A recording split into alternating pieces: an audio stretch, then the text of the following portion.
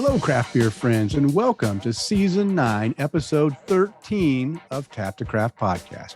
I am Denny Luce, coming to you from Boise, Idaho, and my partner in craft, the dog whisperer, and my favorite Florida man from Tampa, Florida, Mr. Kris McKenzie. How are you doing tonight, Kris?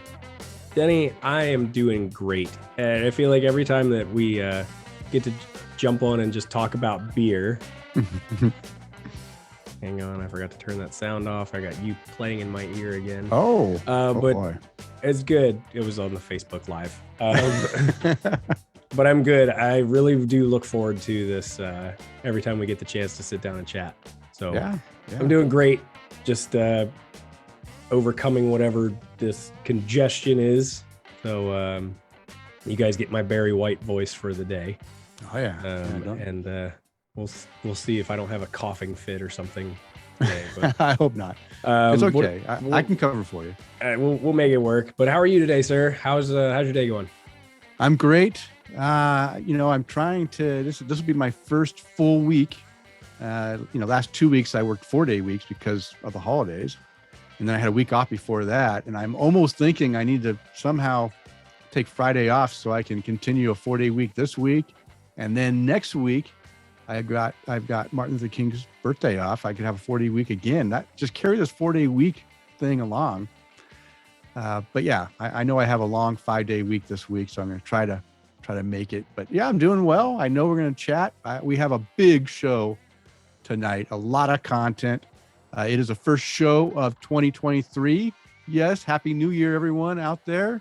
Thank you for joining us live. We have a few people on live, and of course, listening to this on your phone when you hear it on Thursday. Mm-hmm. But, you notice that we did not say what we're drinking right now because we're going to pop a beer open here in a minute. We'll talk about that. But before we get on to that beer and to the rest of the show, we always want to let anyone new listening to Tap to Craft Podcast know what we're all about. We are an educational podcast focused around celebrating all things craft beer because we want to assist you along in your craft beer journey and adventures. And you're listening to episode 221, recording on Monday, January 9th, 2023. And yes, we are live on Facebook. If you'd like to join us during our recording, you can do that on the Monday before the show releases. We have a few listeners right now watching us live. And in this episode, we are going to discuss how light or pale lager became America's beer. And this topic was brought to us by one of our great listeners, Tara Carlson, who's probably listening right now with her husband, Jim. They mentioned this. I think it was Tara. It was either Tara or Jim. One of the two mentioned this topic is, hey, how did this light lager become America's beer, not porter? Because they had a great porter at one of the brewery stops. I remember that. Yeah, so I wrote that down and said, that's a great. I want to know how this light fizzy beer became America's beer. Well, we're going to tell you how that happened. And we've got tasting notes with beers from Minnesota and Illinois, provided by two of our awesome listeners, as well as a special blind tasting segment that was provided to us from another great listener. This is going to be so cool. Yeah, it's going to be fun, as well as some great conversation along the way. So let's get right into the beer tasting. And this one, I've labeled it Jeff Styler Blind Number 1. And we'll go ahead and get our beers ready. Before, I just want to read a quick little, he sent us these beers and left a nice little note, but I want to explain what this is all about. So he says, I don't know if you guys have ever done an episode where both of you do a blind tasting of the same beer together. So I thought I'd send some beers and then you could both try them blind on the show at the same time. I have covered them up with Christmas wrapping paper for a slightly festive touch. Thank you, Jeff. I like that touch. You could try them on the show, check out the appearance, the aroma and taste, and see if you can figure out the beer style. Then maybe if you want, even guess what beer you think it might be. It could be fun for both you guys and us, the listeners. And then he says he's included 4 beers for the both of us. We each got 4 beers. Yep. You could do all 4 in one episode, or do the blah, blah, blah. He says they're fairly readily available, and he believes we both are probably familiar with all of them. So that's something, at least we should try to guess what it is of beers we've had. Yeah. Those are the only clues we're going to get. So sharpen up your olfactory and taste receptors and dig in. Good luck, have fun, enjoy, and cheers, guys. Thank you, Jeff. Yes. We're going to start off. What we're going to do is we're actually going to break these out one per episode. This is great. Yeah. Let me see if you're. Oh yeah, my paper's the same as yours. Okay, good. So we got the number 1 on here. Yeah. We got Frosty and Santa. That's nice. And he did a hell of a job. Like he put electrical tape at the top. Like, yeah. Unless we literally tear this paper off, we can't see what it is. Yeah. Well, we're going to save the tearing until after we do this. So we're going to do what Jeff says. We're going to try beer number 1 with the number 1 on here. He said drinking this in the order that they, on a side note, on a message that we were communicating back and forth. He said, and doing it in the order that he provided the numbers will be a good order to do it in. So you ready to open this thing, Kris? I am. Yeah. All right, let's do it. And while we're opening this up, Kyle Marrero and Jim Kudzall have hopped on with us. Also, Jim said he's drinking a Sierra Nevada Celebration. Kyle from over at Marker 48 Brewing here in Florida, he said he did all of his drinking yesterday. Oh, so it's good to know that that some of our listeners aren't doing this dry January thing. I've never done that because I'm not a quitter. But hey, if you are, that's okay. Everyone needs a little break from overindulging at times.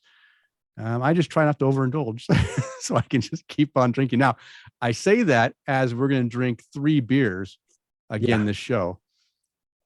That's okay. And I'm really looking forward to the very last one. It's going to kick off our evening. It'll just solidify it. I almost wanted to go get my BAC track just for, Oh, we should have. Okay. So, this one slightly hazy. It's slightly hazy. It's gold. It's opaque. I cannot see anything through it. It's got a golden amber coloring. Yeah. Maybe not as heavy as amber. I'll say golden apricot. I'd say golden is a good guesstimate. Golden is a good adjective to use for this beer. Okay. Because I have an idea of what this might be. Oh yeah, me too. Wow, this is now that you said that, I just took a sniff. So before we get to the sniff, we're going ahead of ourselves. The head, wow, nice, creamy, very slight off-white head, dense, 2-finger, holding strong. Yeah, I like that. And holding strong. It is. Oh dense, super dense when it comes down to the bubbles. Eric Groundley said this is a great idea, Jeff. National Treasure Beer Edition. Okay. Well, now taking some aroma nose hits here.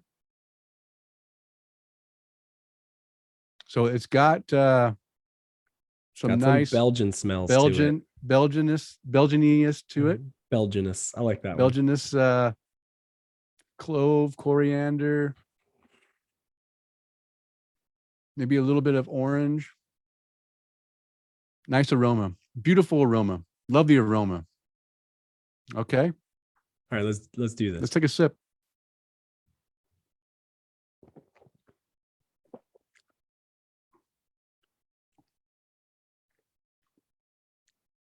That's not what I expected. No, this is nice and lighter in character. Now I'm trying to second guess what I thought it might have been. I am too.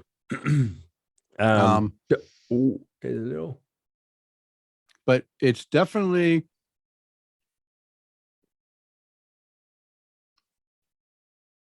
I'm trying to I almost want to I'm going to say it's a wit. Or or a saison, but it's more witty. Wow. Or it's a good German hef. I don't know. This doesn't actually. Maybe it's not. that, Maybe it's not Belgian at all. Maybe it's. I don't have banana though. I don't think it's a hef. It does have some bubble gum, especially in the head. The head, I actually just had a mouthful of that, and it was kind of candy like. Yeah. Oh boy, this is going to embarrass me because I probably know what this beer is. So your first guess was going to be Golden Monkey? Yeah. Yeah, that's what my guess was too. But then I started to think about, ooh. Are you there? Did you dump your beer? Thankfully, I poured the majority of this into my glass. Did you smell it? Does it make a mess? Just a little. Just a little. There was only a couple splashes. And I did, as I was pouring the rest of it out of there, there is some sediment at the bottom. So, I've never had Allagash White. Have you had Allagash? Oh, you haven't had it either. You wouldn't think that this would be my first exposure to Allagash. That'd be a swift kick in the balls, wouldn't it? Because if it is, this is like a easy go-to wit beer right here. If it is a wit. If this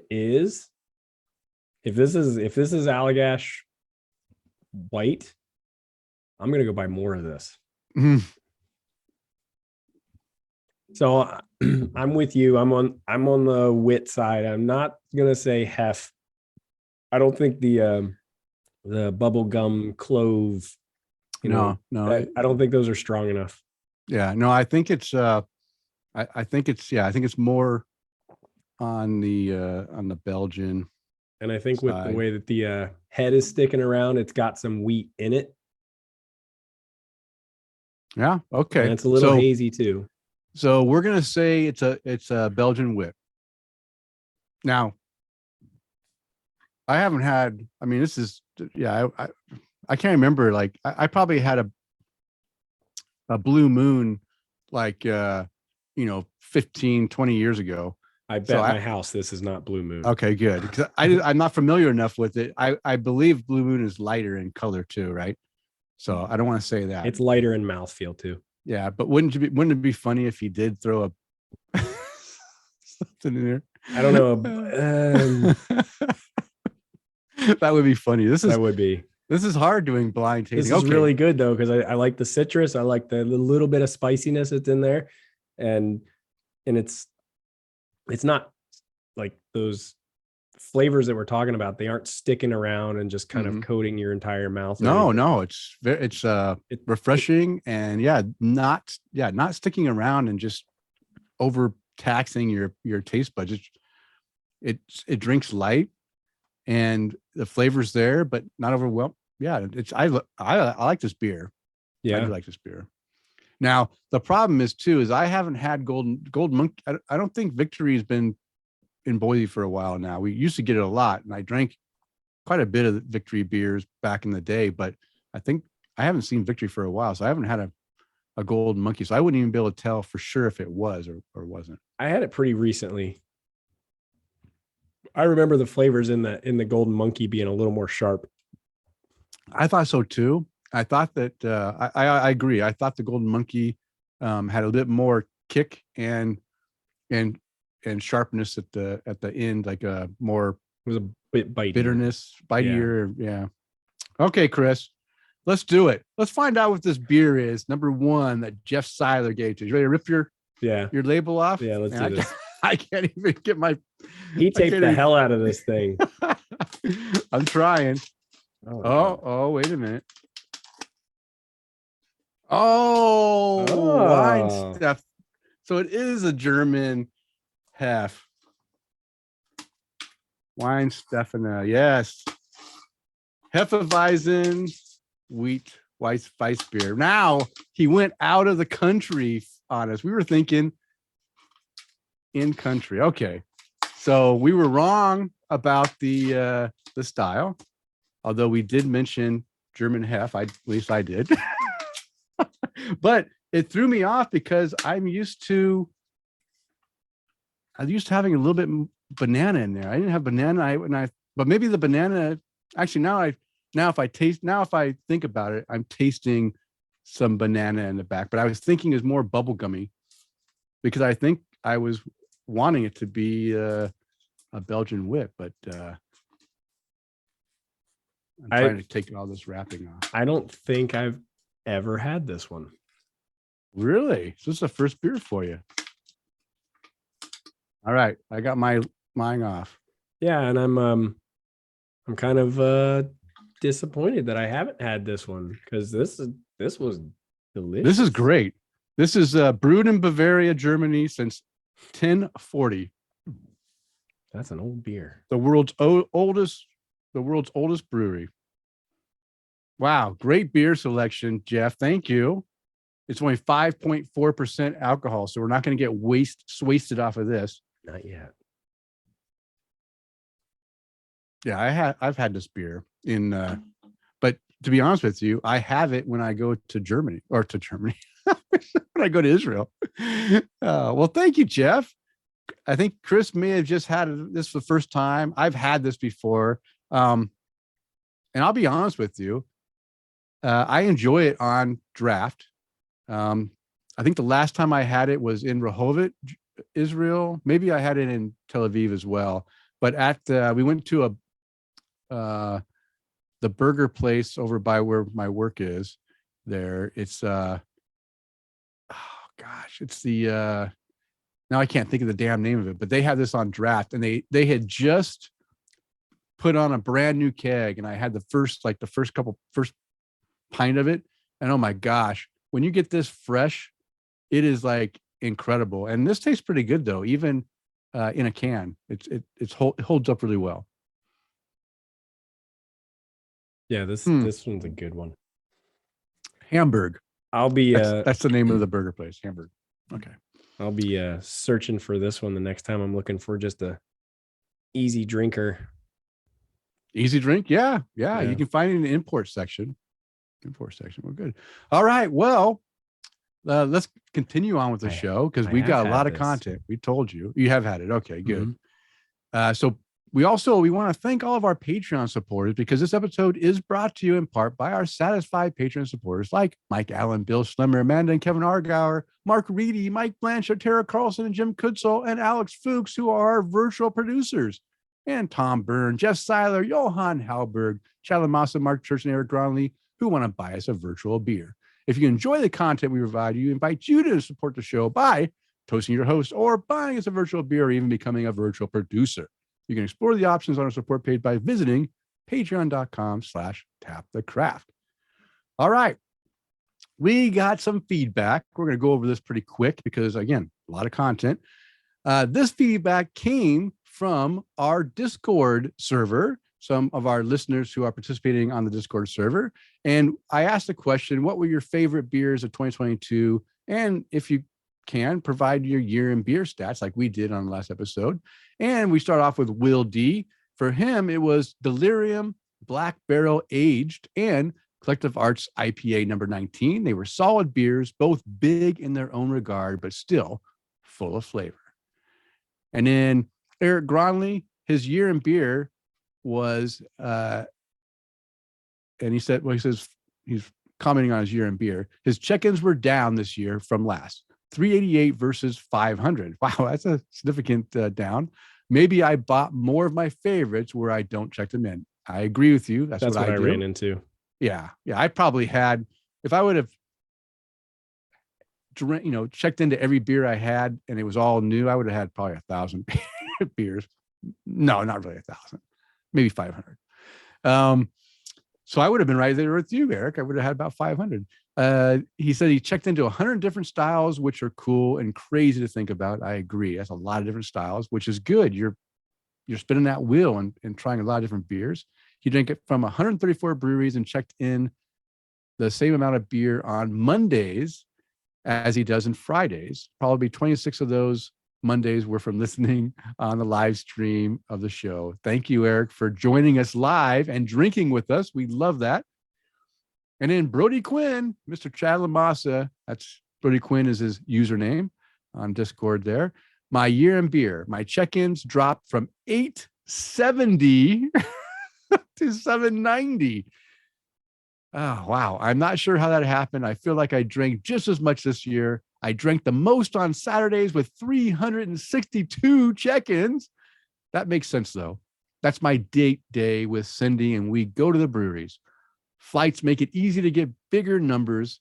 Sunday was second with 112, and he tried 133 different styles, which is insane. I had beers from 216 breweries, which was up from my 202 and 21. And Pipe the Side Brewing Company was his most checked-in brewery with 34 beers. Whew. Two of my favorite beers were Rage from Android Theory and Hippo Hooray from Tripping Animals. Wow, Tripping Animals is in Florida. Is where? Tripping Animals is down here in Florida. Yeah, that's what I thought. Okay, good. I didn't want to be Denny, off there. Don't forget to share the live stream because I just did. Yeah. Let me share that live stream as soon as we finish Robbie Sanders' voicemail. Oh, did you get that email? I probably did. Okay. Well, let me talk while Kris cues that up because I forgot to remind him. Let me tell you how you can contact the show. You can do that easy with your comments and questions through email at tapthecraft@gmail.com, or if you rather hit us on social media, you can hit us on Twitter and Instagram at tapthecraft, and of course on Facebook at facebook.com/tapthecraft. And we do have our very own Tap the Craft podcast website where you can get all the shows and links and everything there. And we also, as I mentioned, started a Discord server for the community to interact with us, more one-on-one in a private space reserved just for our community. You can get the link at the top of the Tap the Craft website, or go to our Linktree site, which is linktr.ee/tapthecraft. Okay, you ready now, Kris? I am ready. So you go ahead and share that. And the rest of you that are on with us too, if you wouldn't mind sharing that on your social media, we would truly appreciate it. So let's hear what Robbie Sanders has to say. Hey guys, it's Robbie Sanders. I was calling to wish you all Happy New Year. I was listening to your episode here and I got partway through and realized I hadn't called to say Merry Christmas and Happy New Year and so forth. So that's why I'm calling. I'm actually currently making some pizzas on my Big Green Egg and having a cold beverage. And I wanted to wish you all the best in 2023. Crazy, right? And enjoy your show as always, and hope you guys are having a great holiday season and wishing you the best for next year. Take care. All right. Well, thank you, Robbie. We appreciate the Merry Christmas, Happy Holidays, Merry Christmas, and the New Year, of course. Cheers to the New Year. We appreciate your voicemail. We love getting voicemails. If you want to be like Robbie and get your voice heard on the air and leave us a message, you can do that easy by calling 208-536-3359, or if it's easier for you to remember, 208-53-ODDLY, and get your voice on the show. That's basically how you become one of our favorites. Yeah, we do favor the voicemail callers. We do. All right, Kris, let's continue the conversation, because now it is time to untap the craft and see what our listeners are drinking according to Untappd. Well, now that I've cleared that out of my throat, let's see what everybody's drinking. So remember, guys, if you want us to read your check-ins on our show, make sure you follow me on Untappd at MCK1345. And 24 hours prior to our recording, we will read your check-ins. Mm-hmm. So we're going to start with the Gnarly Gnome. I feel like we've been getting a lot of his in recently as well. But he is drinking a Knotty, Knotty, Knotty Brunette by Twin Peaks Brewing Company at Twin Peaks, Westchester. You go there for the food, guys. I know. Rich and nutty, but still super drinkable. I still am not a fan of the frosted glassware. But the beer isn't too bad, and I feel like the food is better than it used to be here. Like I said, you go there for the food. No rating on that one. Oh, and I got tagged in that one. That's awesome. And his buddy Kris said in one of the comments, if a beer has to be that cold to be drinkable, that's a problem. The frosted glass is their gimmick, like the ice top at McKenzie Rivers Bar. Okay. Well, next. Wait, who said that? McKenzie River Bar? His friend Chris H. on Untapped. Oh. And who is this that did the check-in? The gnarly gnome. Okay. So he's in Kentucky. No, they're in Ohio. Cincinnati, yeah. I'm just trying to think because both of those are. Wait, what was the place he was at? He was at Twin Peaks, which is. I could swear this is like in Boise because we have Twin Peaks and we have Twin Peaks too. Oh, do you? Yeah. And they've got that, and it's a funny story. I think I might have already told it. But one of my coworkers, when it first opened, they went there after work for a beer, brought the cold beers down, set it down on the metal table. It frosted to the table. He went to pick it up, and the bottom stayed on there, and the beer. Oh wow! got all over him because it broke the glass. And I'm like, yeah, something's wrong with that. So we have that, but we also have, not in Boise, but in Pocatello, we have a McKenzie River grill as well. So I don't know. I was getting confused with I kept thinking it's a great name, it was in, so I'll take that. Yeah, it's true. So I'll take that. Next on the list, Mr. Bill Schlemmer is drinking an almost midnight rye milk stout by Good City Brewing. After this beer, new 2023 resolution, drink very few milk stouts. This one is rather mild tasting, not that good. Expected more rye flavor, very creamy. 2 3/4 caps for that check-in there. Got to do this one just because it's sentimental and it seems to be a good beer too. Chad Lamassa is drinking a Thick as Thieves by Idiom Brewing Company. Guys, spoiler alert, this is a sad check-in. Splitting this with my wife. Our dog passed away this morning. It has cool can art, but I put our girl Quinn in the picture. Lots of berries and marshmallow, quite good. Love you, Quinn. 5 cap rating. And it looks like Quinn chilling out on what I would assume, Chad, you mentioned was her favorite place in the house. So sorry about that. Yeah, I'm sorry too, Chad. That's sad. Yeah. Next on the list, Bill Schlemmer is he's checking in a couple of things, but doesn't seem like he's getting some solid high rating beers. The Afterglow by Good City Brewing, he said, didn't knock my socks off, but a good beer. 3.5 caps. And then for his 2022 Rye Density from Good City Brewing, for my palate, the rye is very understated. Pretty boozy, probably better with a little more age, expected more complexity. So 3 3/4 caps for him on that check-in. Jeff Seiler is drinking a Panic at the Beer Aisle by Liquid Gravity Brewing Company. He said, yes, I've seen my share of panics at the beer aisle. Calm down, people. Okay. This beer is super fruity and citrusy, and our Christmas tree has now taken its post in a woodland songbird shelter, or as a woodland songbird shelter. The Carls and titmice are very happy. 4 1/4 cap. So I'm curious, Jeff, how do you prepare the tree for this great second life? So it looks like he took it out into the woods, leaned it up against a big old oak tree, and left. Okay, if that works then. All right. It looks like it did. So I cheers to the Cardinals and titmice. Let's see. Kevin Page is drinking I Used to Imagine All the Bright Lights and Glory by Burial Beer Company. No notes and no check or no cap rating on this one. Chad, I like the label art on this one. Tomorrow Never Pies by KCBC, Kings County Brewers Collective. He said, toasting my girl Quinn again. She always turned her nose up at beer, though. Haha. Strawberries and lemons, a little tart. Gotta love the punny name. 4-cap rating for that one. Jeff Seiler said, I've been there, thinking about you. Remember the great times.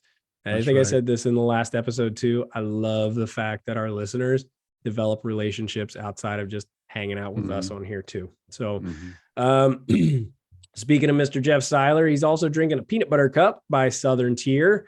It's a big chocolatey peanut butter and coconut. It's like a Reese's cup at a Mounds bar. Had a baby. More, please. Now that's delicious. Wow. It's got a lot of things that I enjoy. Yeah, it's Southern Tier has gotten to be one of those breweries that they still make some decent stuff, but sometimes they can get a little over the top. But I'm glad to hear that one not as over the top as that Angry Chair brewery. Angry Chair, yeah, and it just becomes chocolate syrup, some of them, at some of those. Eric Gronley checking into a Surf Wax IPA by Burial Beer Company. Happy Monday. I'm blown away by this beer. Has great tropical, citrus, and pine balance from the hops. Malt is light and easy to drink. It's a clean and smooth finish. Very nice. Thanks, Jeff. See, again, it's the listeners. Wow. The listeners are doing their thing. 4 1/4 caps for that beer there. Well, Denny, we got tagged on this one too from Florida Steve. He's still checking into his Advent beers. He's probably having trouble gagging him down. Well, this one, it sounds like it. It was the American Amber Lager, bland, very little character. Meh, swing and a miss. One solid cap for that check-in. I don't think.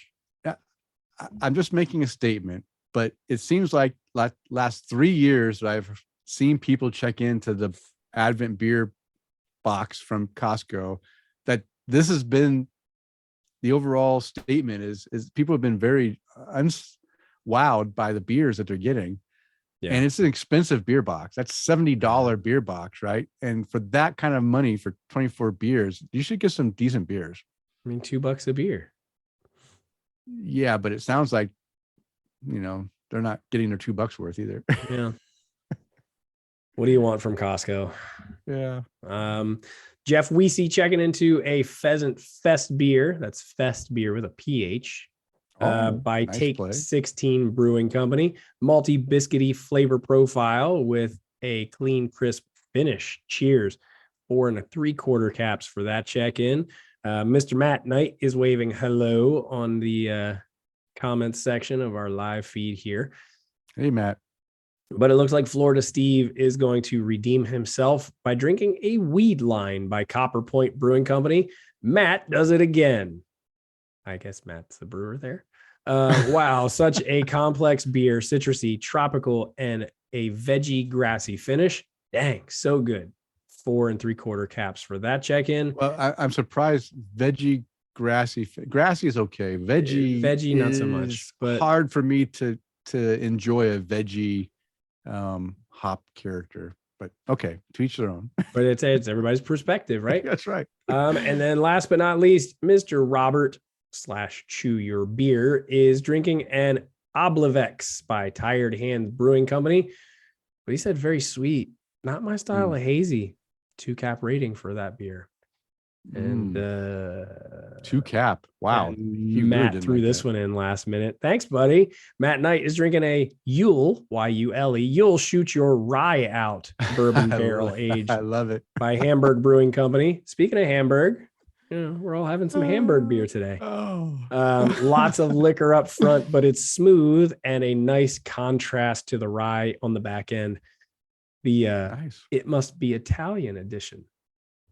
It must be Fragile, Italian, right? Fragile. 4 1/4 caps for that one. You and I were tagged on that as well. And that is what everybody was drinking. Wow. Great beers, everyone. Thanks for sharing. Talking about great beers. Hey, you ready for another beer? You finished the last one? Oh, hang on one second. Give me. Yeah. Wow. Oh my gosh. You're You're slacking, dude. Listen, I'm still fighting off whatever this is. You back off. Oh, you know what? Yesterday, you still were having trouble talking. You started taking your medicine, which was beer. And guess what? You miraculously recovered. So keep drinking, buddy. All right. Keep drinking. Dr. Denny said so. Okay. Well, now it's time for our beer tasting from Eric Gronley, one of our great listeners in Minnesota. He sent us some Minnesota beers. We tasted a couple last episode. This episode, we're going to try another one from Surly, the Furious IPA. This is 6.7% ABV. And guess what? Should I tell them the average rating or should we wait? No, we'll tell them.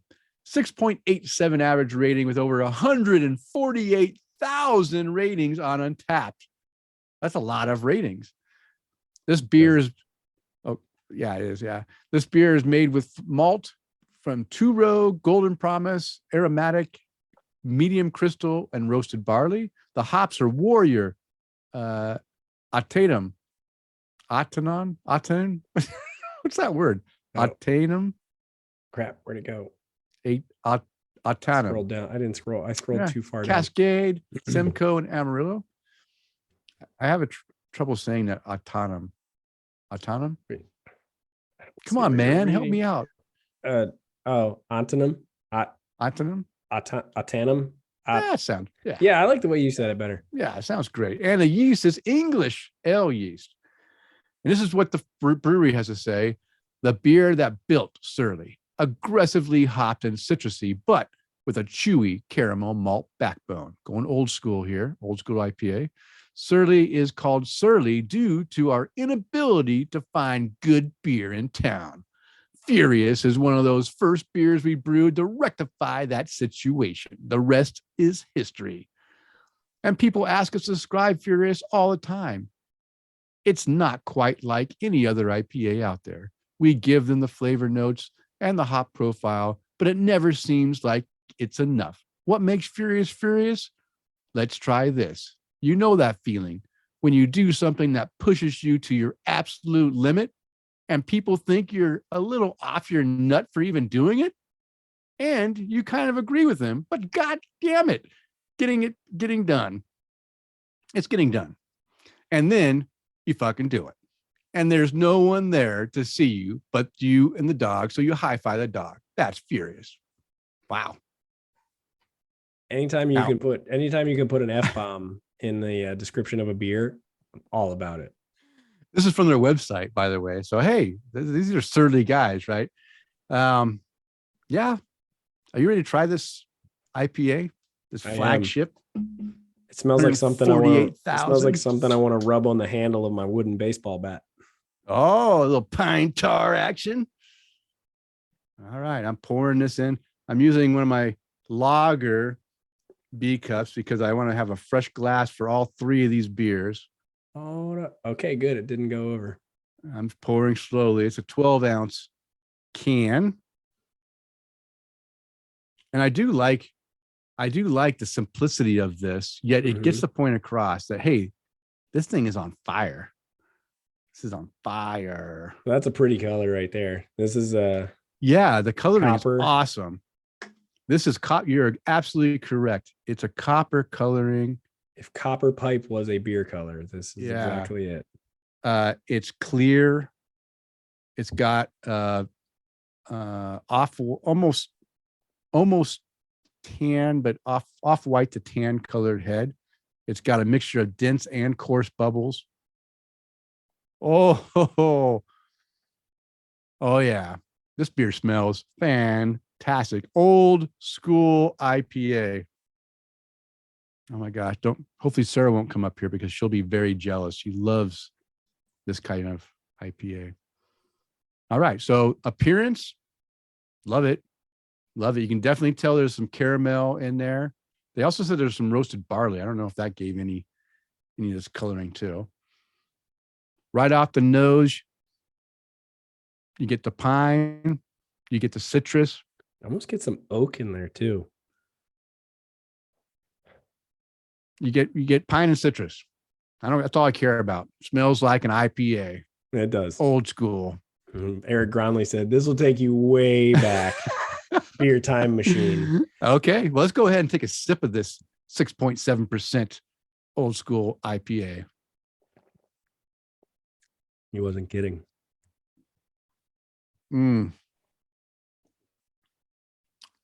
Oh yeah. It hits my lips and my mouth just right.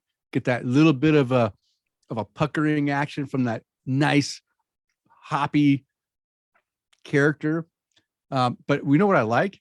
It is not heavy. This is actually kind of I wouldn't say light, but it's a more mellower bodied IPA for what we sense of being a lot more hoppy character.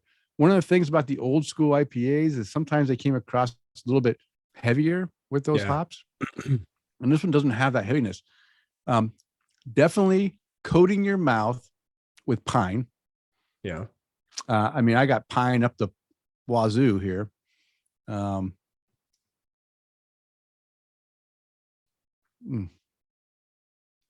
Doesn't come across. I mean, you get some of that malt, almost like that malt, almost toffee, but not. It's not like heavy toffee, but like on the verge of caramel, but going a little bit darker character and on the base of this. Definitely getting a drying sensation in my mouth. So it's a very dry beer. You definitely got a dry IPA here, which is good because a lot of times with the caramel, addition to the caramel malt, a lot of people don't like that additional, sweeten. I wouldn't say sweet, but that's, I guess sweet character. No, There's a little bit. It's got some sweetness to it, but it's weird how it kind of bounces back and forth.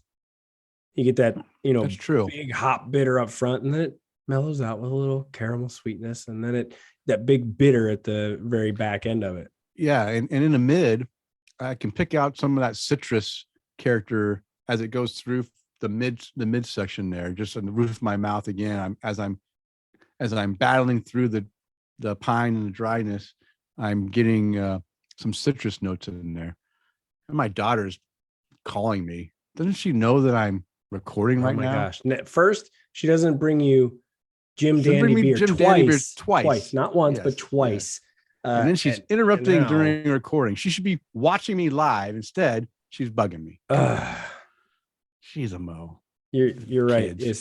I said in the last episode, we're gonna have to have a little chat with this one. Yeah, we need to have a chat. Something's not going right here. Wow, I like this. This is a fantastic. Now I know why this is a flagship, and people just. Oh, you know what? Let's say what Eric had some notes on this beer. Now that we've talked about our tasting notes and stuff, he says Eric's notes are the flagship IPA from Surly is one found in almost every bar in the area. It's iconic and maybe doesn't stand out as much as when it first came out 16 years ago, but I promise it challenged beer drinkers and sparked creativity in up and comers. Hey, this thing could hold. This is a beer that 16 years ago can definitely hold its place. Yeah. And probably the beer that I remember hearing about Surly Brewing. And this is probably the beer that people were talking about back in the day as well. So, well, thank you, Eric, for providing this beer to us. I'm definitely enjoying it, and I'm glad that I got the. She just apologized. She forgot that I was recording. So hey, at least she remembered. There you go. She made redemption. Get it together, young lady. Yeah, but yeah, thank you for sending this one. I'm glad we got to basically drink the flagship of Surly. This is why they started brewing beer, right? Because they wanted a damn good beer in town, and Furious is that beer. Rating wise, how do you want to rate this one? What do you think? It is, I don't know if I'd be able to have more than one of these. Mm-hmm. Mostly just because of how big those flavors are, mostly the bitterness in it. Yeah. It's good as I like it. I would get it to enjoy again. I don't know if I'd be able to enjoy a second one though. because that would be I would drink. Yeah, the times that I would drink more than one, I could do two. But if I did three, I would be suffering next, like, unless I drink a lot of water. Yeah. I feel like this one would definitely be grinding my gut a little bit if I had three of these. But yeah, you're right. So what was that? What do you think? Then if you're gonna only have one, but you're gonna enjoy that one? I'm stuck between 3.75 and 4. Oh, wow. I'm going with a solid 4.25. Boom. Lift that. That's right. So then you and I both average out to a 4. To a 4. Yeah. We're holding steady with Solid the rest 4. of the rest and of look and look at us. We're sticking to our year in beer average rating. 4. Yeah. No, this is it's good. I like this beer. It reminds me of the beers that really got, like, at the peak of my craft beer journey, where I was only drinking hoppy, bitter things, IPAs. This would have fit right in there, and it would have been like at right up there with my Lagunitas and my Full Sail Extra Special Pale and my Torpedo. Yeah, all that stuff would have been right up there with the rest of them. And it's a good beer. Yeah, I had a Torpedo a couple of months ago, and it was this one is not as bitter as the Torpedo. The Torpedo still is a little bit heavier, and it definitely has a little bit more bitterness bite to it. Because I had one a little bit a while ago too, and it was good. I enjoyed it, but I definitely wouldn't drink more than one of those at a time unless I wanted to feel the pain. Okay. Well, hey, let's get on to the Brew Buzz. And the Brew Buzz is devoted to discussing various beer-related topics. And this week, we are going to discuss how light or pale lager became America's beer preference. America as a whole, not us craft beer drinkers, but how did it become so damn popular? And I pulled this information from a couple articles. And again, a lot of this is taken directly from these articles. So I'll have the links. You can go read the entirety of the articles. There's more in the articles, but I pulled pieces of each and put together this history of how this happened. So the first one is how 19th century German immigrants revolutionized America's beer industry, found on the history.com website. History.com, it can't be wrong, right? It's got to be legit. Yeah. And the history of lager in America, found on the VinePair website. Again, little extra tidbits of information that I didn't find on history.com. So I've added those in there as well to make a full story. So I'll start it off, Kris, and then I'll pass it to you. You can read a couple paragraphs and pass it back to me. I don't want you to strain those vocal cords. Okay. All right. So how did lager become America's most popular libation? Sold everywhere from convenience stores to luxury hotels. It began in the mid-19th century when throngs of German immigrants brewed the light, pale, effervescent alcoholic beverage in their kitchens for a taste of home.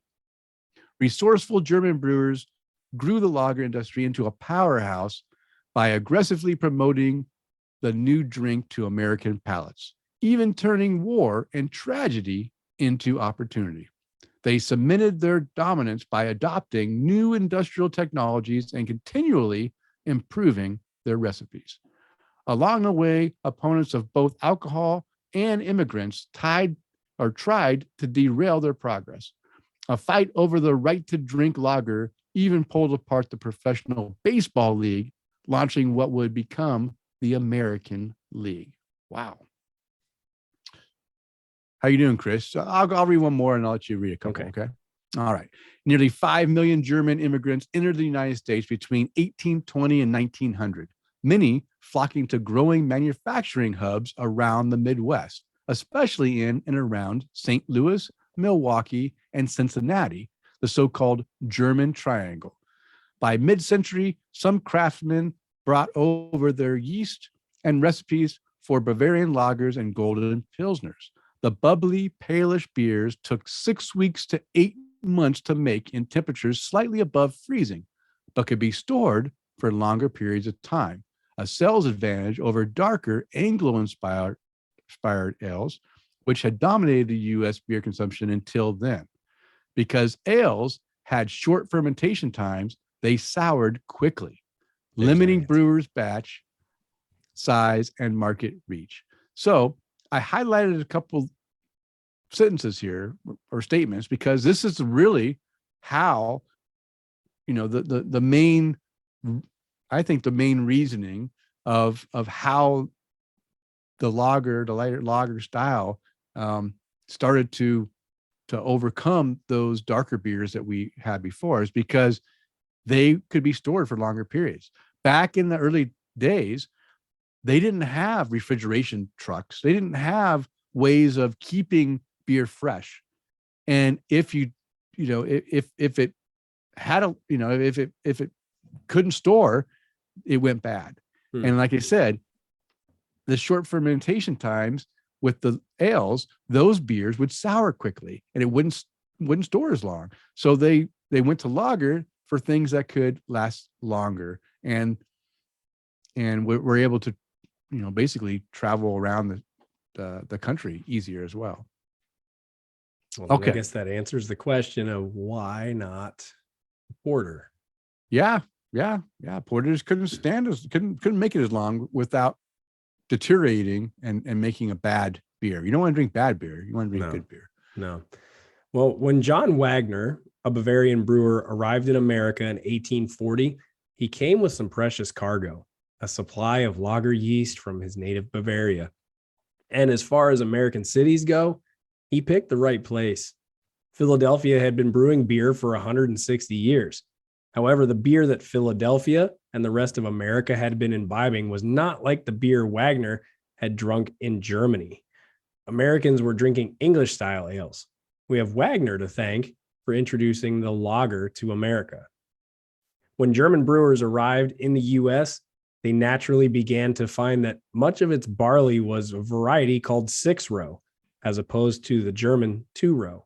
This stuff was gummier, higher protein, and hard to brew, Mike Lanane, 6-point formulation specialist, says. Basically, the beers were coming out too thick. To solve this problem, German-American brewers began adding lower protein grains like rice and corn to more closely emulate the German lagers. These pre-prohibition lagers with the blend of rice and corn and the 6-row barley were probably delicious and fairly close to what was being brewed back at home in Germany. So they used the other grains just to make it lighter, not because it was cheaper.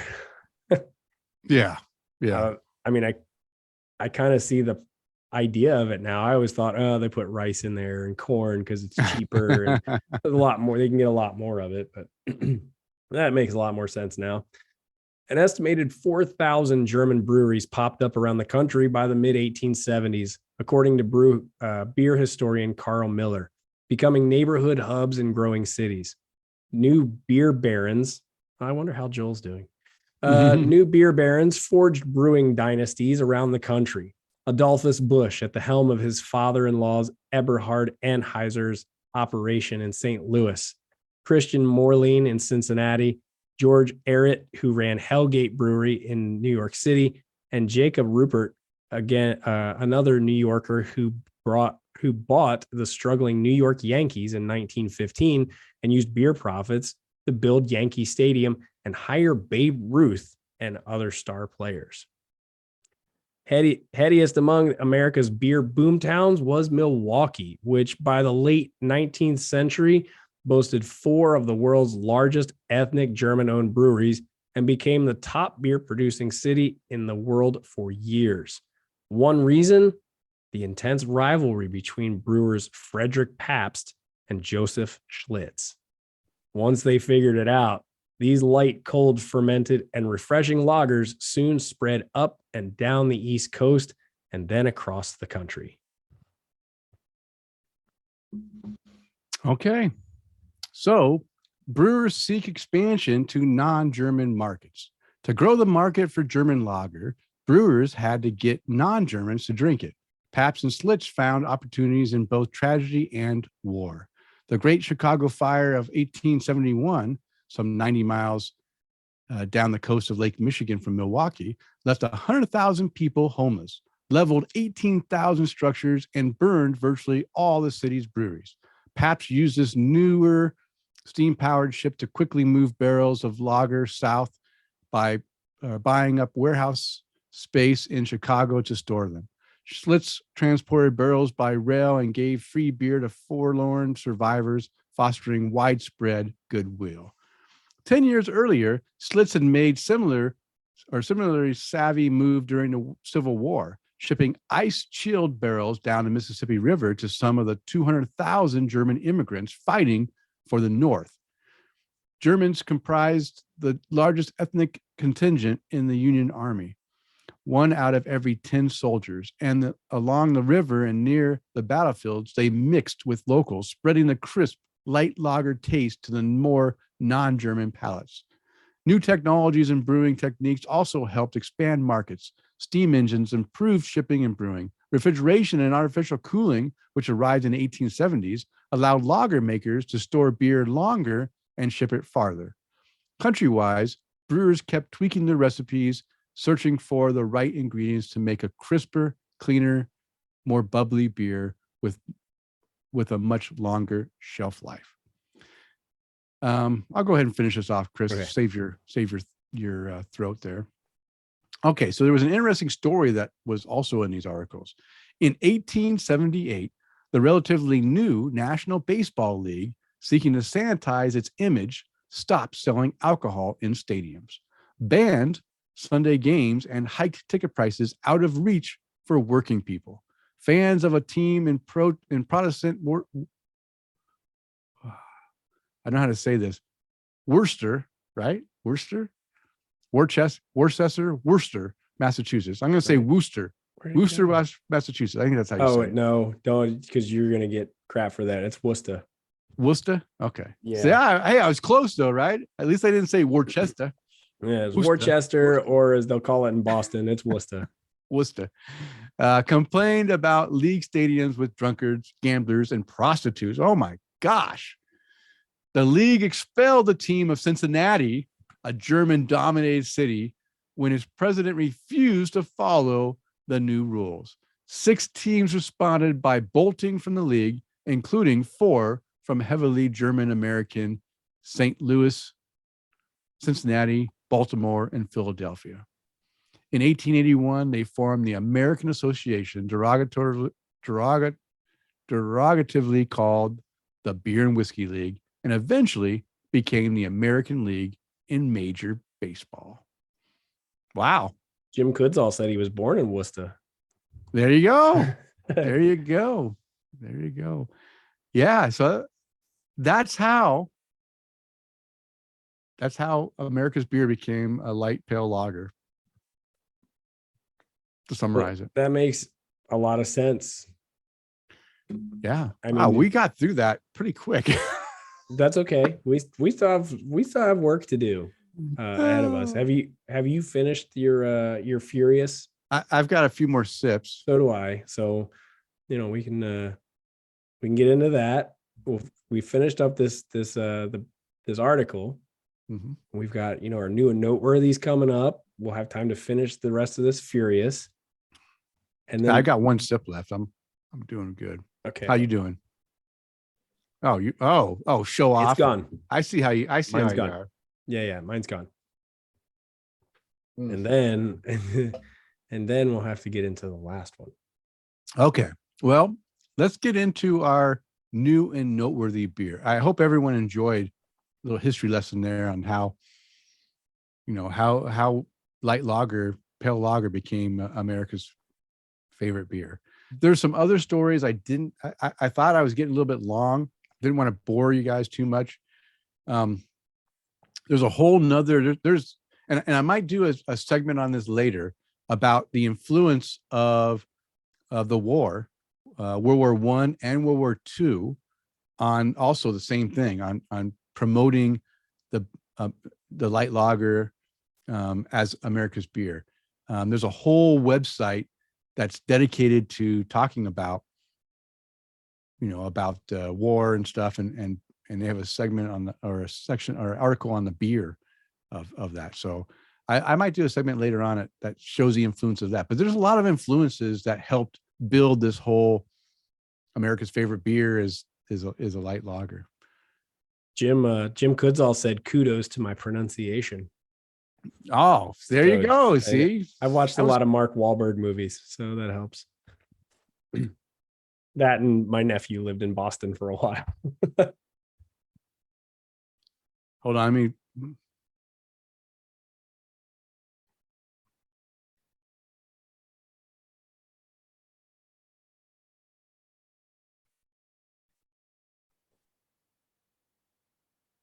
I gotta straighten my daughter out.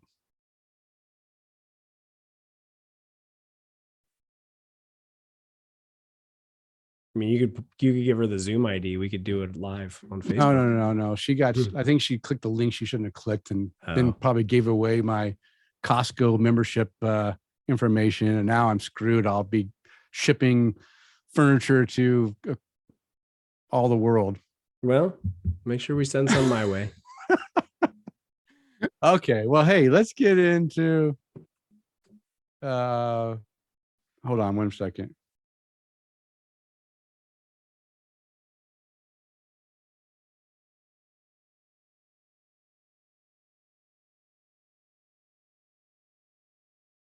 Okay, let's get into our new and noteworthy beers. Do you want to go first? Or you want me to go first? I only have two. Yeah, I only have one. Look at me trying to shortchange it. Yeah, I only had one in this week, and I haven't really been drinking much beer until yesterday, which I guess that's why it took you so long to recover. It must be what it is, because it's other than the sound, I can talk a lot better now after that. What did I have yesterday? The Christmas ale from Bell's. Yeah, my last one of the season. So I figured it worked out pretty well. But for my new and noteworthy, excuse me, coming from Cigar City, they're Mayall's Object. So this is out of their El Catador Club. And this was a Baltic porter. So you had me there. And then they aged it in Pinot Noir wine barrels. And Denny, not only was this just a great Baltic porter, but then you add some complexities like, red wine to it. Mm-hmm. Mm-hmm. And it worked out really well because there were some earthy notes in it, kind of the oakiness to it. There was some bitterness, kind of the tannins that were left in there, maybe a little vanilla and a little bit of roast. And it was such a wonderful beer. And I think I have one more left, which I hope that's the case because I'd like to enjoy that one again. But simply put, the Baltic Porter aged in Pinot Noir wine barrels, gave it a 4.5 cap rating. And I am super excited to try or to have the next one if it's still in my fridge, unless we drank it and didn't realize it. So, but what about you? Are you y'all done there? Yeah, I gotta slap my family around. That's fine. Just use an open hand so it doesn't lose. Yeah. I mean, I thought I trained them well, but you know what? They go through moments of not very smartness. So that's okay. I did that too. So they all do it, but you know what? You can only train them until you can't train them. And it's funny because last month, Sarah, my wife, to listeners that may not know, was it? Well, I can't remember. Yeah, she clicked a link on her phone. Thank goodness it's on her phone, because I don't think much damage can happen to the phone. Most of that damage happens when you are on a computer and you click a link and then it loads some JavaScript in the background and then does something on your computer. Luckily, she was on her phone. Same with my daughter. It was a text message. Mm-hmm. They clicked the link and then it went to a document, and it just had a link in that document or whatever. But it is what it is. Hey, people, if you get a link that says an order is being shipped from Costco to your house and it has a phone number as the person that sent it, it's not real. Costco won't send a phone number. It's going to be those, text message link things that are different. And if you didn't order it, then guess what? You didn't order it. So don't click it. Just delete it. Don't click anything. Don't be like the women in my life right now. That's clicking links. And if you're ever concerned, visit their website, look up your order, or call them. Yeah, that's what I just did. I said, honey, I didn't order anything and you didn't order anything, so it's not real. And I logged into my account without any links, and sure enough, there's no orders. So she hopefully is safe. But hey, it is what it is. Okay, well, I'm getting sidetracked by all this this stuff. Now I know why my daughter was calling me. She knew she messed up and didn't want to and want to make sure she was okay. But I had two beers. The first beer, they're both 4.5 cap ratings. Now I drank more beers than this, but these are the only two noteworthy ones. I had some beers that weren't so noteworthy. I'll talk about one beer. I kind of hinted to it earlier in the show from Angry Chair. But hey, this is Mother of All Storms from Pelican Brewing, 2020 version. It's an English Barleywine, barrel aged. I love these beers. In fact, I just bought a bottle this year that they mismarked, and I got it for $5.50. Whoa. And I should have picked up a whole case at that price. If I would have known it was that price, I would have. But luckily, they hadn't. Someone made a mistake, and I benefited from it. I think they left off a 1 on the beginning of that, but it's okay. This is a English barley wine. I love English barley wines. This one is barrel aged.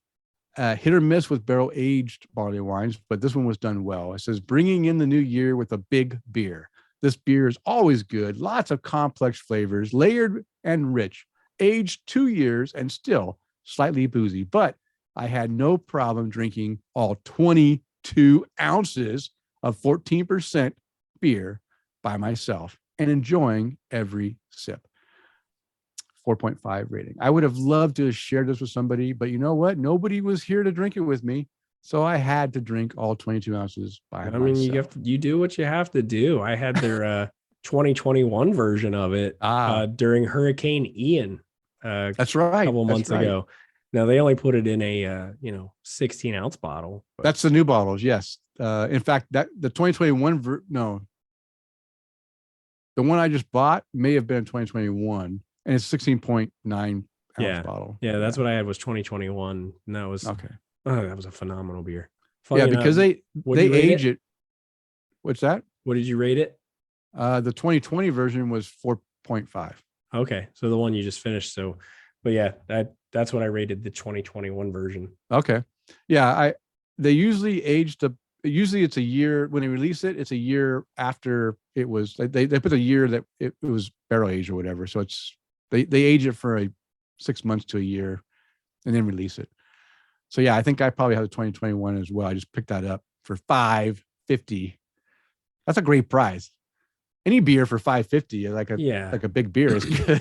16 ounce barrel aged English barley wine for that price. That's killer. Okay. And that beer will be a 5 just because of the price I paid. Next beer. I just had this one last night. I was only going to have one beer too, Kris, until last night when I drank the Fort George Dismal Nitch Schwarzbier dark lager. This is a great Schwarzbier, a nice roast character with hints of coffee and chocolate, not too bitter, but also not too light. Well done, Fort George, 4.5 cap rating. Really good Schwarzbier. I love Schwarzbier. I just wish more breweries would brew it. I just love drinking that dark lager. Oh, they're good. Okay. Yeah. Now, I hinted at last episode that I did get some. I think I made a mistake too. I said collaboration. I can't remember what I said. It's actually a Michigan beer. No, not Michigan. Minnesota. No. Wisconsin? Shoot, I don't even know. It was a collaboration with someone. I thought it was the one out of Florida, but it was actually one out of Minnesota, I think. Untitled Art. Yeah, that's Minnesota, right? Wisconsin. Okay, good. See, it's Midwest. I get all confused. But this beer was that collaboration with. It's called Midnight Toffee Stout. Oh yeah, Untitled Art, and collab with Angry Chair. It's not a new and noteworthy. It's a new beer, but not one I want to drink ever again. It says exactly as titled: big, sweet toffee and chocolate stout, super thick too. This is a sipper for sure. It is a bit too much for me. The sweetness, that is. I need at least 3 people to help me drink this one. It's a 16-ounce can, and I swear it took me about an hour to sip the sucker down. It was so sweet and so big. And it was a good beer, but because it was just too sweet and too boozy, I gave it a 3 3/4 cap rating. So yeah. I just wanted to mention that one because sometimes it can be too much. And Angry Chair, I think, and Untitled Art went a little bit too much. I did enjoy that. I think last episode I talked about Untitled Art's sour beer that they had. It was really good. It was a peach one, wasn't it? Yeah, peach. Yeah, you're right. It was peach. Yeah. Okay, Kris. That's our new and noteworthy. Yeah. I am going to call for a bathroom break. Okay. We are going to take a bathroom break while Kris is gone. I think I will take one too because I got the old man bladder. And when we come back, we will do Bill Slimmer's tasting beer. Okay.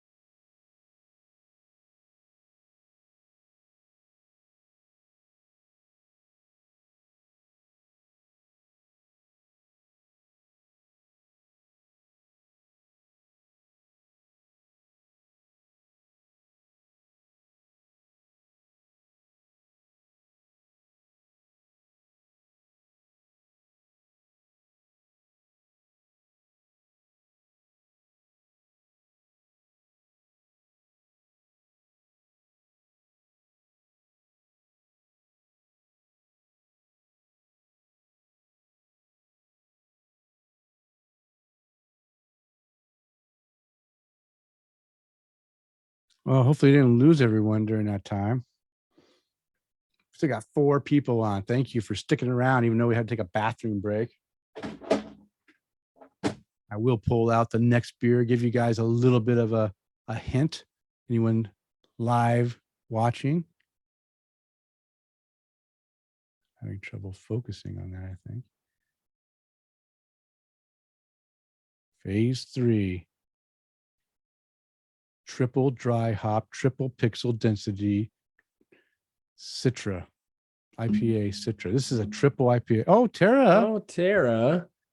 I promise not to leave you for The Bachelor again. Yeah. If you guys saw one of the posts that we put up on our Facebook page a couple of weeks ago, I thought Bachelor was on a different night, Tara. Oh. Because I said, I can record a podcast and watch The Bachelor all at the same time. Life is good. Yeah, that's right. You did say that. Yeah. Oh, by the way, I think there's like a national championship game going on right now. There is, yeah. Who's winning? Are you watching it? No. Oh, you're not watching it? No. It's probably over by now, huh? It's the foosball. It's the foosball. Yeah.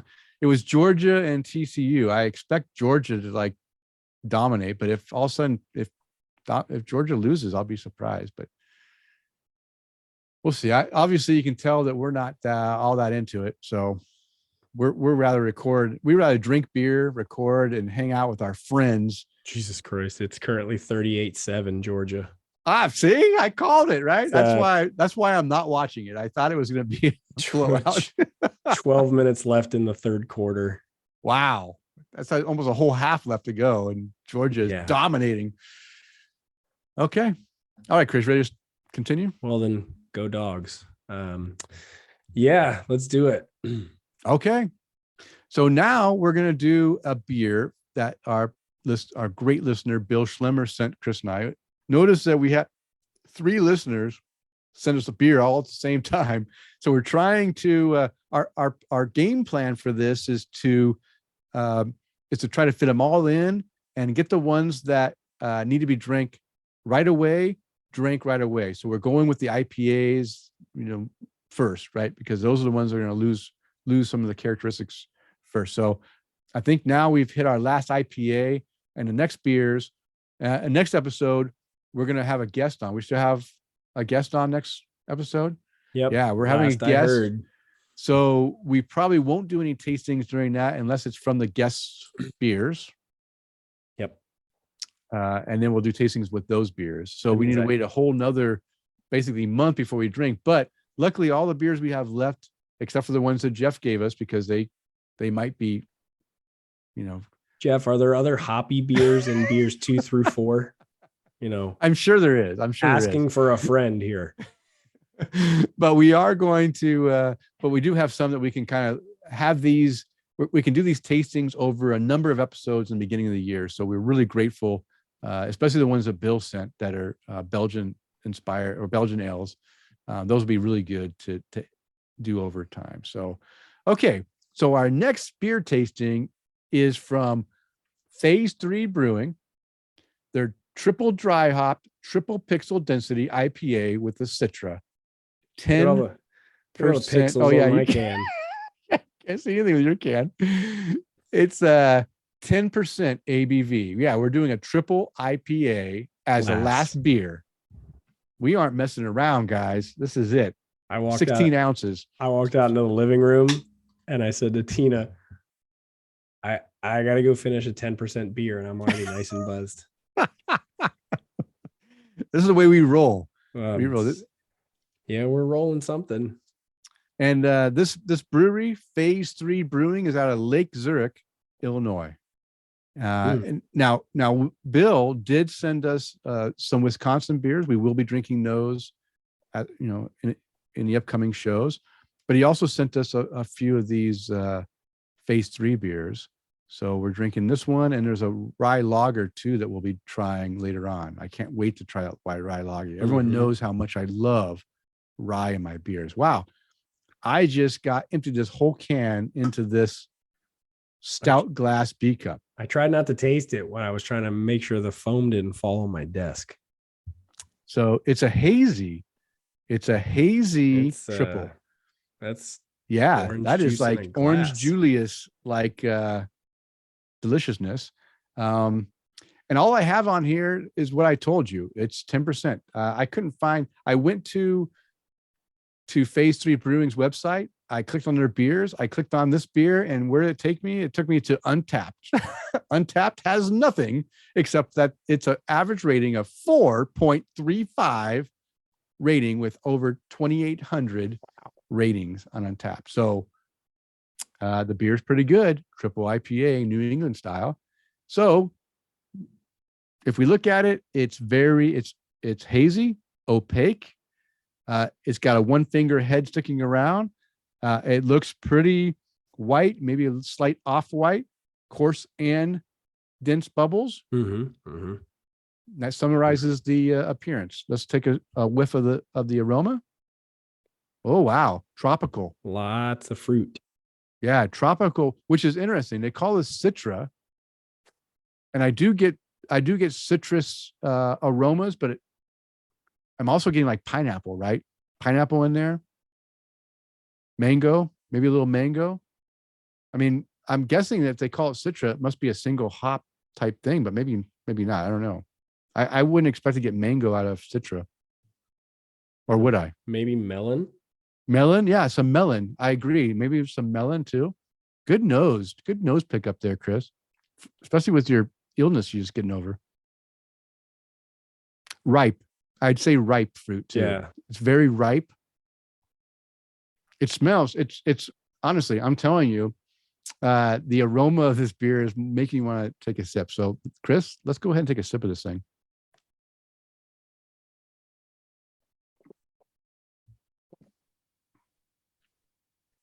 Wow. Okay. Is that fruit juice or beer? It has heavy fruit puree type character to it. Yeah. And it also, I'm gonna have to take a few more sips because at first I felt the heat. I felt some heat in there, booziness heat wise. Oh, you know what? We never did our beerology 101, did we? Okay, when we finish this tasting, I'm going to go back up because I have a beer terminology 101 that I forgot to do. I got beer speak. Yeah, but well, but hey, sorry to distract. That's okay. We can jump into that here in just a second because it's kind of we talked about it on the last episode. Mm-hmm. I'm really trying to take feedback from our listeners and incorporate it into the show. If you haven't been able to tell in this episode. Well, while we're getting into that one too, I want you to finish up with your comments on notes that you're getting out of this. And I've got the flavor and aroma profile of Citra pulled up for you. Okay. So, the initial sip, I felt like it was almost. I felt like, there might be some hop burn in there, but I don't think it was hop burn. I think it was maybe a little bit, but I've taken 2 more sips since then. I don't get that hop burn. I think it was the initial shock to my system of the alcohol that's in here. But maybe it hit me with enough alcohol that I forgot that it kind of like numbed me from it, because now I take a few sips and I'm able to capture less burn and booziness, and I'm going to summarize it as super ripe fruit. It's a good descriptor. And I'm going to say, I want to say, I'm leaning towards some of that ripe papaya. Again, don't ask me why in my mind I'm thinking papaya. Maybe it's mango, but I get my tropical fruits mixed up. I'm not. Let me take another sip real quick before I say any more. Okay.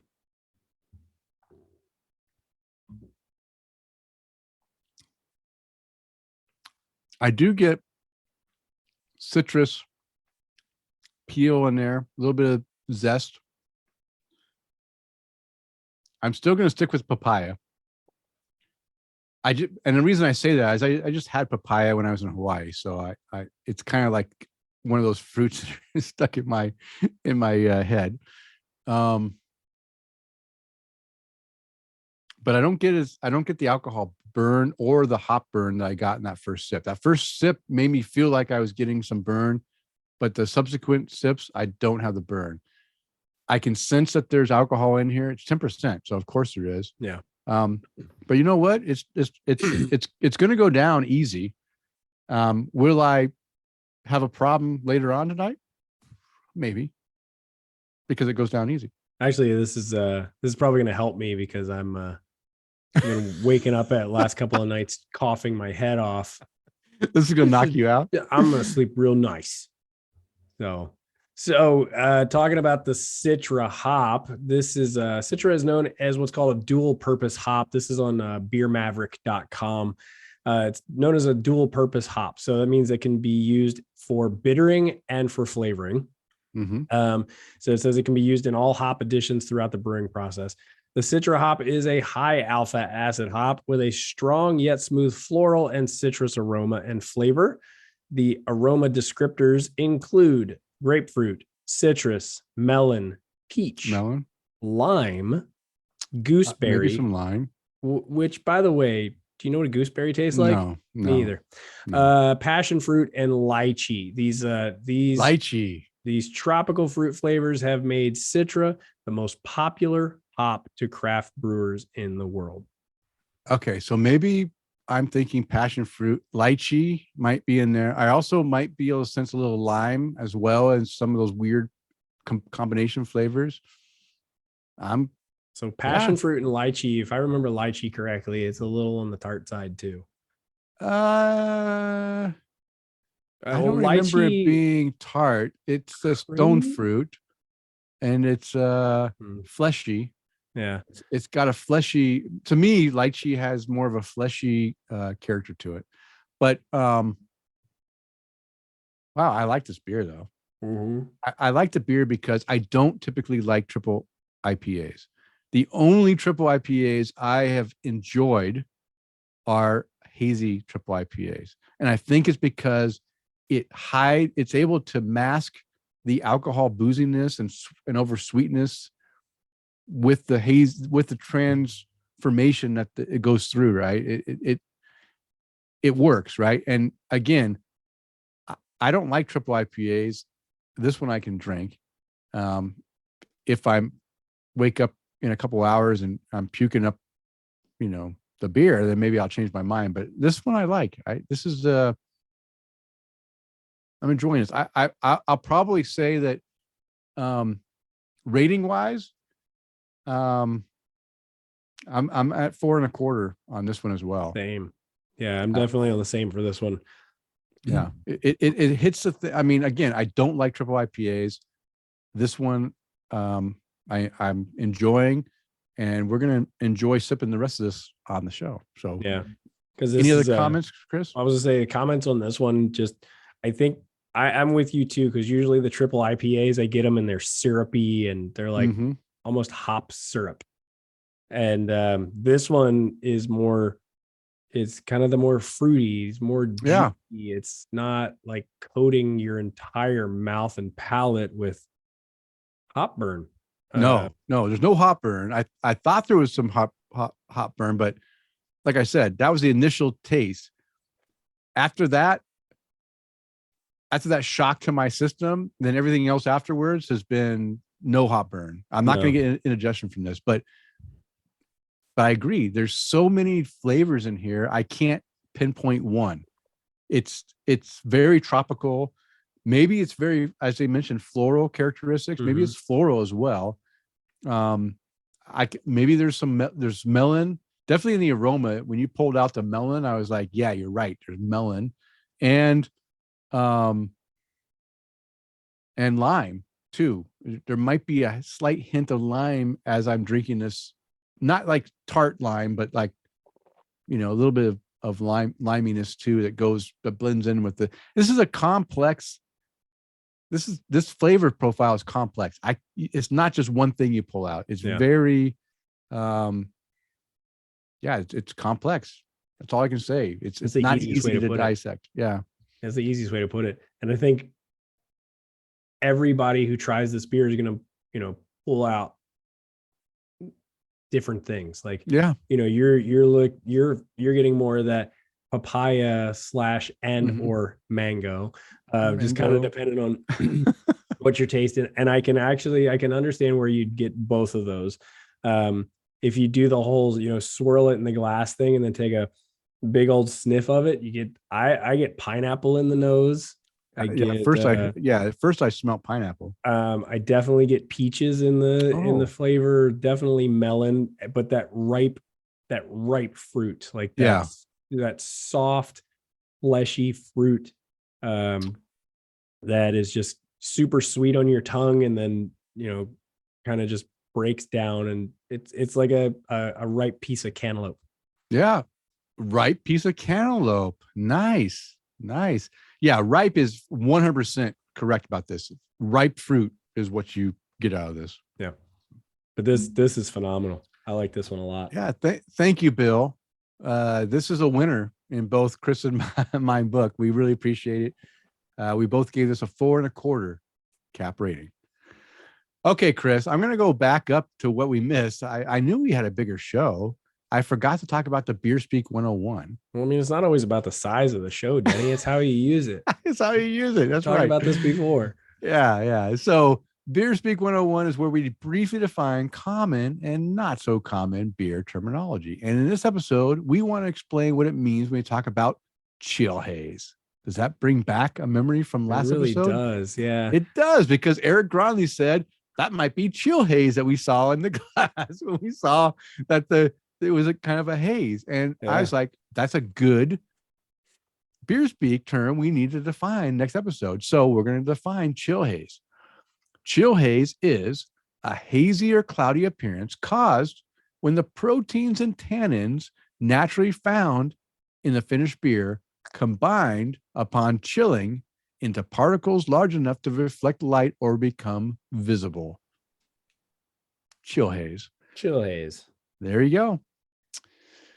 All right. And for the next episode, one of our listeners on Eric Discord. Said, nice callback. They asked us on Discord, hey, I would love for you guys to talk about in the next Beer Speak 101, the difference between brewery size breakdown. Like, what is a nano, micro, and up to macro size breweries? So Chad Lamassa mentioned that, and that's we did talk about this years ago, but why not bring it back to our newer listeners who may not have gone back to the whole catalog of 221 episodes and listen to it? I think that's a great idea. I'll define the size breakdown of what makes a nano, micro, up to macro brewery. It's a great idea. Yeah. Okay, Kris, we've talked long enough.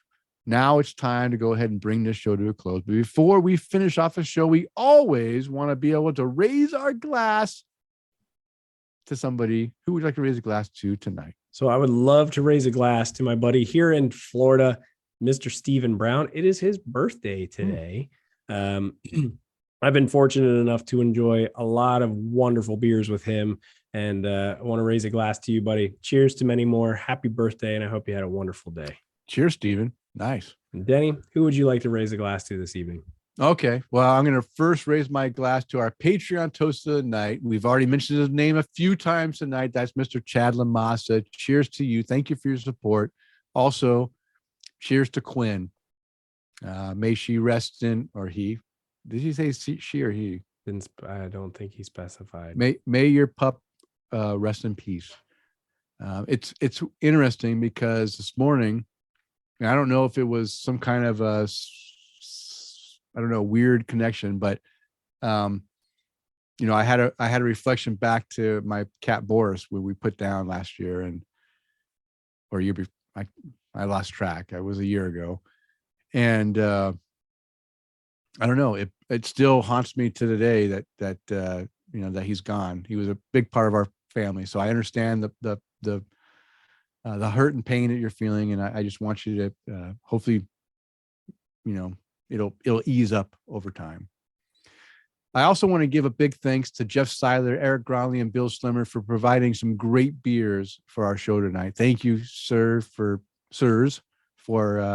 your generosity in sending us beers. We really appreciate it, and we really enjoyed all the beers we've had tonight. And of course, being a former serviceman, I always want to raise my glass and thank all those who have served and who are currently serving in the U.S. military services, protecting our freedoms. We hope you are able to return home safely from your, or return home safely. Yes, thank you. Return home safely, and thank you for your service. And of course, Kris, why don't you go ahead and give a toast to our sponsor? Sure. So our sponsor is the folks over at FrostBuddy, and they specialize in cooling containers for your beverage of choice. FrostBuddy has the Universal Buddy 2.0, which is the world's first universal can cooler for 12-ounce cans, slim cans, bottles, and even 16-ounce cans. FrostBuddy has the world's first universal wine cooler, 24-ounce stainless steel mugs, and even stainless steel dog bowls. Go visit their website at frostbuddy.com. All right. One last thing. Our next contest for our last FrostBuddy, I've decided that it's going to all of our, the only people that are going to be involved in this are our Patreon supporters. So if you are a Patreon supporter, you are entered into our last FrostBuddy. Even if you've already won one, guess what? You're still entered. You could win 2. So thank you for your support. We really appreciate it. And you can find the beers and the links to the articles mentioned on the show in our show notes located on the show post at taptocraft.com. And if you'd like to follow us on social media, I can be found on Twitter, Instagram, and Untappd at Luce Screw. And Kris, how can our listeners follow you? Well, you guys know where you can never find me on Twitter at Kris_McKenzie82, but you can always find me on Untappd and Instagram at MCK1345. And don't forget to follow us and interact with us on everything social at Tap the Craft. That's right. All right. It is last call. It's time to bring the show to a close. We want to thank you for downloading and listening. We ask you to please tell a friend. And of course, subscribe on your favorite podcast app. As a reminder, we release a new show every 2 weeks. Now go out there and spread the good word of craft beer. Cheers. Cheers.